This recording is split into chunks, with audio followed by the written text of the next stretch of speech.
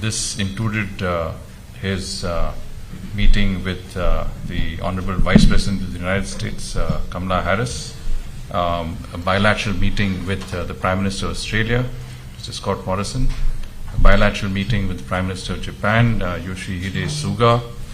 He also met select CEOs of US companies, and these meetings were separate. Let me start sequentially. This morning, the Prime Minister met the CEOs of 5 major US corporates. As you know, the United States is our single largest trading partner. It is also a source of foreign direct investments and a major economic partner of ours. In that context, the companies that the Prime Minister, the CEOs of companies that the Prime Minister met today represent those companies that have already invested significant amounts and propose to expand their investments or are planning significant investments in India. I'll just quickly, I think you have already got a readout of the meetings. The CEOs have gone on record, but I'll try and put it in perspective very briefly. The first company the Prime Minister met was Qualcomm. This is a global leader in chip manufacturing. They're a very high-tech company. The Prime Minister discussed connectivity, 5G connectivity and Digital India flagship program with the CEO of Qualcomm. The CEO was very, very optimistic on India. He called it the #1 growth destination for companies in the world. The second CEO that the Prime Minister met was the CEO of Adobe. Again, this is a company that has made enormous strides using technology in the creative domain. The Prime Minister discussed education technology, startups, innovation, animation for the youth. There was a lot of discussion on how technology can benefit younger people, particularly students, school-going students, and again, a very, very useful meeting. The third meeting was with the CEO of First Solar. This is a leader in solar making equipment. They manufacture, their technology is a new one. This is a very unique technology in the field of solar energy using thin film technology, and discussion centered around their plans to invest significant amounts in setting up a solar manufacturing facility in India. I'm told that they're looking at a facility which has a capacity of 3.3 gigawatts. As you can imagine, that's a very significant capacity and investments worth $675 million.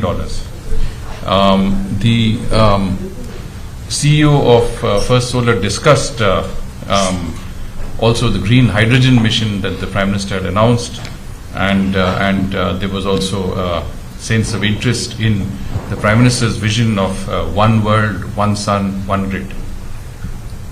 The fourth company was General Atomics, which centered around India's recent drone policy, including the PLI scheme.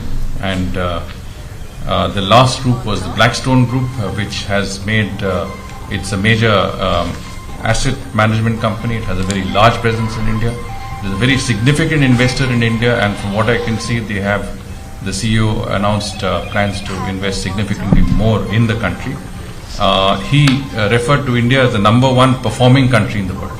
I'm quoting him. And there is a clear message from the business leaders of their appreciation of the recent reform measures in India that has made India a more business-friendly environment with liberal investment rules across different sectors, and of course they felt that there were significant investment opportunities in India. Prime Minister had a bilateral meeting with Vice President of the United States, Kamala Harris. This was the Prime Minister's first formal interaction with the Vice President. You're aware that he has spoken to her on telephone and the meeting, which was the first meeting, as I said, in person, was warm. The meeting focused on several substantive issues of discussion.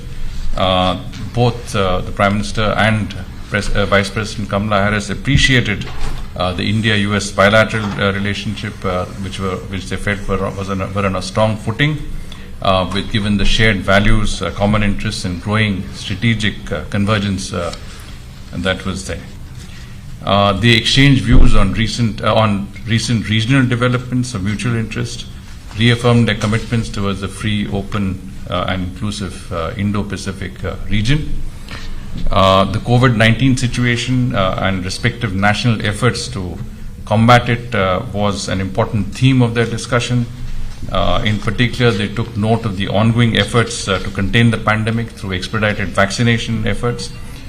Here, I think the Vice President was noted that India had made a very, very swift recovery from the second wave of the pandemic. She also commented on the fact that India had been supportive and had assisted several countries across the world in combating the pandemic, including through the export of vaccines.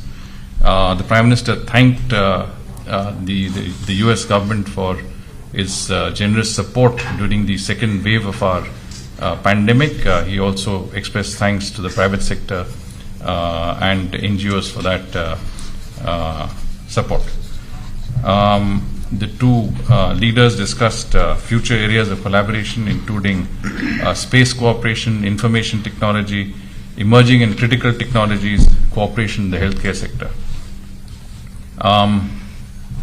The Prime Minister and the Vice President acknowledged the vibrant people-to-people ties between our two countries and appreciated the mutually beneficial education linkages, the flow of knowledge, innovation, talent between our two countries, and the need to nurture them.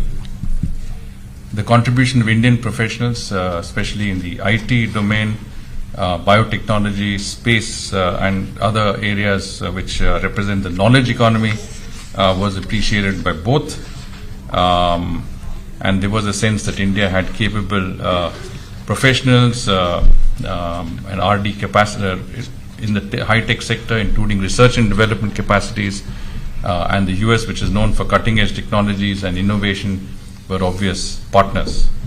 The Prime Minister invited Vice President Kamala Harris and Second Gentleman Douglas Emhoff to visit India. This was graciously accepted. The Prime Minister's meeting with Australian Prime Minister Scott Morrison was the first in-person meeting that the two leaders have held in the post-pandemic period. They discussed a broad range of issues which covered bilateral, regional, and global issues of mutual interest. They noted with satisfaction the high-level engagement between the two countries, particularly the first recently held India-Australia 2+2 dialogue, which was held in New Delhi. They reviewed progress since the last Leaders Summit that was held virtually in June 2020, and they resolved to continue their close partnership and cooperation for the mutual well-being of both sides. I must say that the Prime Minister mentioned that the Indian community was very well looked after during the COVID crisis in Australia. He especially mentioned that to the Prime Minister, and I think there was an appreciation of the contribution of the Indian diaspora in Australia.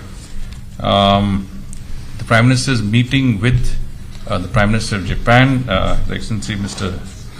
Yoshihide Suga, was also the first in-person meeting that the two leaders have had. The Prime Minister has spoken to Prime Minister Suga on a number of occasions. They have jointly inaugurated the Varanasi International Convention Center, Rudraksha, but as I said, this was virtually done. Prime Minister Suga was to visit India but could not do so because of the COVID pandemic, and both sides attached great importance, and Prime Minister Suga mentioned that specifically on a number of occasions to the special relationship that India and Japan enjoy and the global partnership that binds the two countries together. The Prime Minister specifically thanked Prime Minister Suga for very successfully hosting both the Tokyo Olympics and Paralympics in the midst of a global pandemic. The two Prime Ministers discussed exchange views on recent global developments, including Afghanistan. They also reaffirmed their commitment towards a free, open, inclusive Indo-Pacific region. They agreed to enhance bilateral security and defense cooperation, including in the areas of defense equipment and technologies. They also welcomed increasing economic engagement, including the launch of the Supply Chain Resilience Initiative between India, Japan, and Australia, which has been an ongoing dialogue since last year. There was emphasis on the need to develop bilateral partnerships in manufacturing, in the MSME sector, skill development. Prime Minister Suga informed the Prime Minister that in order to operationalize the specified skilled workers agreement, as you know, we have a mobility agreement which enables Indian professionals to work in Japan for certain periods of time. The Japanese side has decided to initiate skills training and language training in India from early 2022. Both sides discussed the COVID pandemic, the importance of digital technologies in dealing with the pandemic. The India-Japan digital partnership was also mentioned, especially in the startup sector, and they exchanged views on further collaborations in areas like 5G and cybersecurity. The two Prime Ministers reaffirmed their commitment to advance efforts to facilitate the smooth and timely implementation of the Mumbai-Ahmedabad high-speed rail project. There was a mention of the bilateral development projects that Japan is supporting, especially in the northeastern part of India, under the India-Japan Act East Forum. Noticed possibilities of further such cooperation in areas such as healthcare, disaster management, and bamboo value chain development. I'm talking about the Northeast. Both sides expressed confidence that the momentum achieved in the relationship in the last few years would continue under the new administration in Japan. And Prime Minister said he looked forward to welcoming the next Prime Minister of Japan to India for the India-Japan Annual Summit. As you can appreciate, the ongoing visit of the Prime Minister has added momentum to the pace, depth, and diversity of bilateral relations and strengthened our convergence on issues of mutual interest. I don't know if the Master wants to add anything. I think you have been very comprehensive. So then we are happy to go on to the... Thank you. As per the ground rules, please identify yourself and the organization. Okay, please. So I'm Siddhant from... Microphone's coming your way. Hi, so I'm Siddhant from Beyond. My question is, during the bilateral with the Australian Prime Minister, was there any mention of the AUKUS security pact? Did he briefed about the pact? He's already done so during the phone conversation. Also, with the Japanese Prime Minister, any review when it comes to the bullet train project? So would you like to take a few questions? Or? Yeah. Sorry. Yeah, please go ahead. We'll take a few questions together and we'll come. Sir, you said that in the meeting with Vice President Kamala Harris, views were exchanged on regional developments. Was it specifically regarding Afghanistan? And did the issue of Pakistan emboldening Taliban come into play there? Because today in New York, Antony Blinken has met Shah Mahmood Qureshi, and he has appreciated the fact that Pakistan was helpful, according to him, in getting Americans out of Afghanistan. There are no questions immediately. To respond to Siddhant's question, the Prime Minister Morrison did briefly mention, the rationale from the Australian side in seeking to initiate the AUKUS alliance. He felt that the technology that they received was appropriate, and there was a brief discussion in that regard. With regard to the bullet train, you saw that in my opening remarks I did mention that Prime Minister and the Japanese Prime Minister discussed the importance of this project. They expressed satisfaction that the project has been going well. They also noted that Prime Minister Suga had taken a special interest in moving that project forward. With regard to Prime Minister's discussions with Kamala Harris, Palki, essentially I would say that the discussions, as I mentioned, were substantive. They lasted over an hour. The meeting reflected warmth and cordiality. The discussions covered a number of areas, which included COVID-19, climate change, the issue of terrorism, and of course cooperation in the technology sector, including cooperation in cybersecurity, space, etc. In that context, when the issue of terrorism came up, the Vice President suo moto referred to Pakistan's role in that regard. She said that there were terror groups that were working there. She asked Pakistan to take action so that these groups do not impact on US security and that of India. She agreed with the Prime Minister's briefing on the fact of cross-border terrorism and the fact that India had been a victim of terrorism for several decades now, and on the need to rein in and closely monitor Pakistan's support for such terrorist groups. The discussion, as I said, was on a number of very wide range of issues, and I was specifically responding to what you mentioned regarding Pakistan. Thank you, sir. Please, Rashid, go on. So I'm Abhishek from Republic TV. Sir, basically my question is both in the engagement that Prime Minister had with the Prime Minister of Japan and the one with Prime Minister of Australia, did the reference of China's conduct over the last couple of years come in?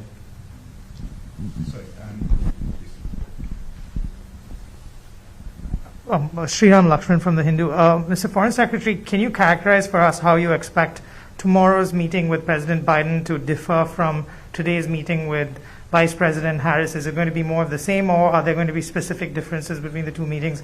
Second question, Vice President Harris referred to the importance of preserving democratic norms within our two countries, India and the United States. Was there further discussion on this during the closed-door bilateral? Thank you. Well, in Prime Minister's bilaterals with the Prime Ministers of Australia and Japan, discussions, as I said, were wide-ranging, encompassing a number of issues that involved bilateral and regional issues of interest. Obviously, the issue of China as a very major global player did come up, and of course this was one of the many issues that were discussed. With regard to the meeting tomorrow, I think it would be I would say that I would be preempting things. I would be prejudging things if I were to tell you how that meeting and what exactly was to be the discussions there. I can only say that the meeting with the Vice President, as I mentioned to you, was substantive, was very warm, and encompassed a number of areas of interest. As I said, the only difference is that the Prime Minister had not met Vice President Kamala Harris before. He has met President Biden on a number of occasions when he had visited the United States when President Biden was the then Vice President. I did mention earlier that they had met in 2014, and nobody knows that better than our ambassador, who was here even at that time in a different capacity, that they had that President Biden had hosted our Prime Minister to lunch when he made his first visit to the United States in 2014. He had also presided over the joint session of the US Congress that the Prime Minister had addressed in 2016. So there is already a certain amount of familiarity, understanding and friendship between the two leaders. The Prime Minister has spoken to President Biden on at least 3 occasions in November last year to congratulate him on winning the elections, in February and April this year. He has also been with President Biden in 3 summits, all of which were virtual. 2 of them were hosted by President Biden, the Quad Virtual Summit in March, the Climate Change Summit in April, and then they were together at the G7 Summit at Cornwall in the UK, but the Prime Minister had participated virtually on that occasion. So there's what I'm trying to say is that there is a fairly a reasonable amount of interaction already, and that's the only difference I can discern at this point of time. I don't want to prejudge what would be the discussions tomorrow. With regard to the Vice President's comments on democracy, which you heard, you were there when the remarks were made to the media. The Vice President, I think, appreciated the fact that both of our countries represented large and successful democracies, and that we needed to continue to work not only within our own countries but with other countries to promote the brand of democracy.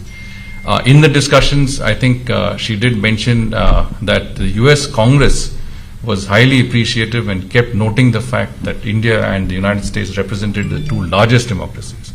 There was a great deal of appreciation of how both our democracies functioned, and that was the I would say, discussion that took place in the actual meeting, in which the